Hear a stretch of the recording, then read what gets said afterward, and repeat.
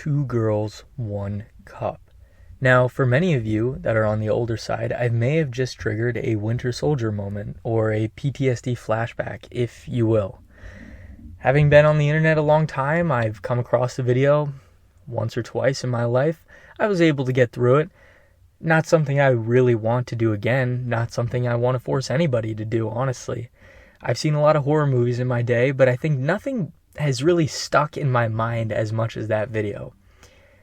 But I don't think Gen Alpha is kind of built like that anymore. They don't build them like they used to. We were the last golden generation that could sit there and watch that video. I'm being facetious, of course. But, to my point, Gen Alpha has decided to release a new version of 2 Girls, 1 Cup that's a little more PC, shall we say. This content creator, Deborah Pijoto, has decided to release 2 Girls, 1 Cup rated E for everyone. It is totally watchable for all parties. I'm kidding, of course. Nobody should watch this, but I already found it, so now you have to watch it as well. This is 1 Girl, 1 Cup.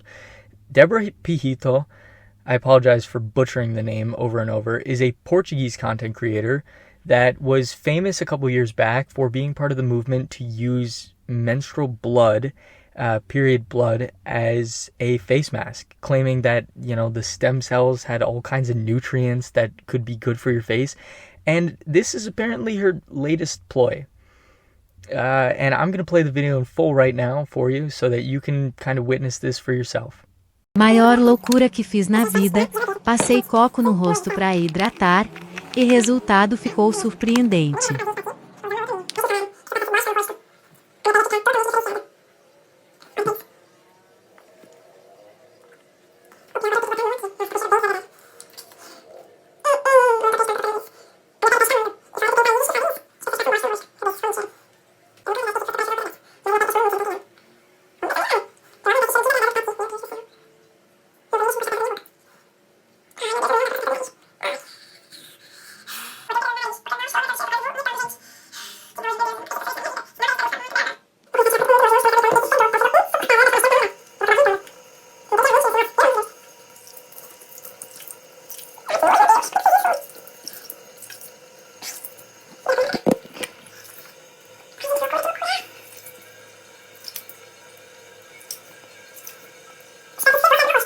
Depois de enxaguar 300 vezes, não é que minha pele ficou hidratada.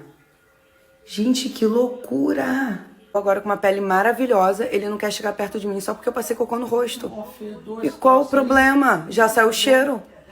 Saiu sim. Mentira, gente. A minha pele tá maravilhosa, olha pra isso. Tá. Pele de cocô. Mentira, maravilhosa. Pele de cocô.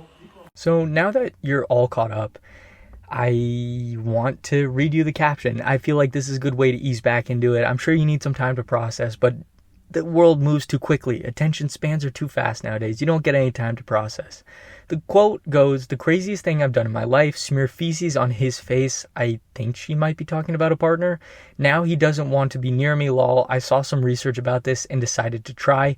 It worked for me. My skin stopped flaking." Now, I'm going to go ahead and assume that her skin stopped flaking because the full layer just fell off her face while she was sleeping that night. For what I can tell, every doctor that's commented on this has basically said that she is at serious risk of viral infection. Please do not do this. And, hopefully for all my viewers, that's pretty obvious. Don't do this.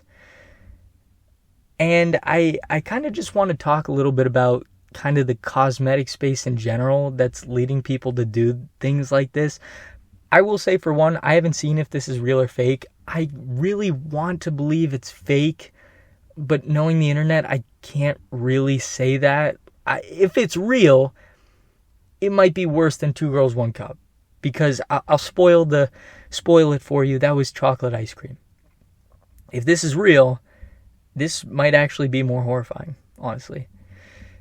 But it doesn't take away from the fact that the cosmetic space in general, and I'll just say YouTube in general, has suffered from kind of an arms race of crazy things.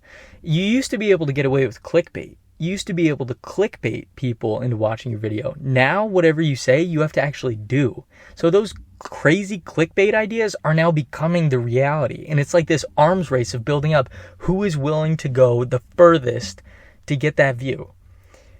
And this is kind of what you end up at. You can't do a makeup tutorial anymore. You can't just do a normal vlog anymore. Something crazy has got to happen every single time. I mean, I don't even think the videos that were going viral in 2018 would touch the YouTube top 10 nowadays. But I think this is probably a great opportunity for the community to kind of step in and do a little self-regulating. Because I can't really see what could come after this.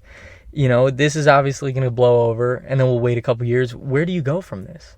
I mean, maybe she could try and produce a full-length video, some sort of OnlyFans advertising for the behind the scenes of the production of her beautiful face mask.